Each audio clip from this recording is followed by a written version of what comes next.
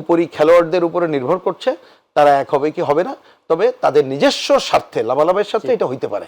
যে অ্যাকচুয়ালি গণতন্ত্র মঞ্চ যারা গঠন করেছিল, আমি তো পত্রিকায় দেখলাম ইতিমধ্যে তাদের এই মঞ্চের একটা দল ওই মঞ্চ পরিত্যাগ করেছে, করে যায় অন্যদের সাথে তারা ঐক্যবদ্ধ এনসিপির সাথে গিয়েছে। এটা একটা এক নম্বর রাষ্ট্র সংস্কার আন্দোলন। 2 নম্বর হচ্ছে যে এই গণতন্ত্র মঞ্চের দুটি দল, মানে যারা অ্যাক্টিভ গণতন্ত্র মঞ্চে, তারা এক সময় আমাদের সাথে বাম গণতান্ত্রিক জোটে ছিল, তারা এটাকে পরিত্যাগ করে চলে গেছে।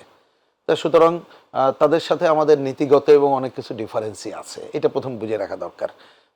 এই গেল কথা। থার্ড, একেবারে আমি কংক্রিট বলি, আমরা এখন যে রাজনীতি আফোল্ড করে এই যে কর্মসূচি সামনে নিয়ে জনগণের সামনে যাব, এবং তাদের যে বিগত দিনের ভূমিকা, এখনকার যে পরিবেশ পরিস্থিতি দেখছি, এবং সেটা উনি ঠিকই বলেছেন শেষ বারে যে বিএনপির প্রিন্স ভাই, সেটা হচ্ছে যে অ্যাকচুয়ালি বার্গেনিংটাই প্রধান জনগণই মনে করছে।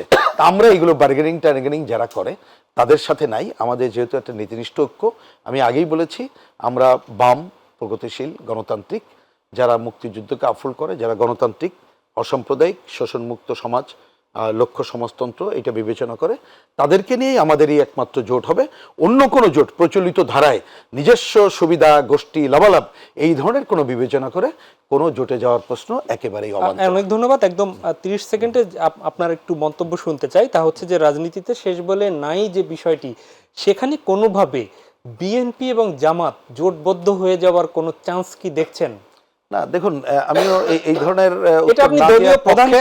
আমি উত্তর দিচ্ছি না। আমি এখন যে জায়গায় দাঁড়ায় আছি, আমি এখন এইটা দেখি না, বরঞ্চ আমি এই সুযোগে একটা কথা বলবো।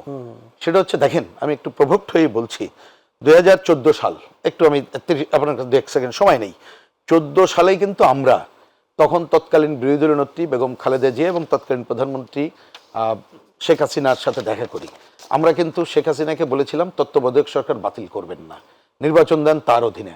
আর বেগম খালেদা জিয়াকে অনুরোধ করেছিলাম যে গণতন্ত্রের লড়াই করতে চাইলে জামাতকে বাদ দিয়ে করতে হবে।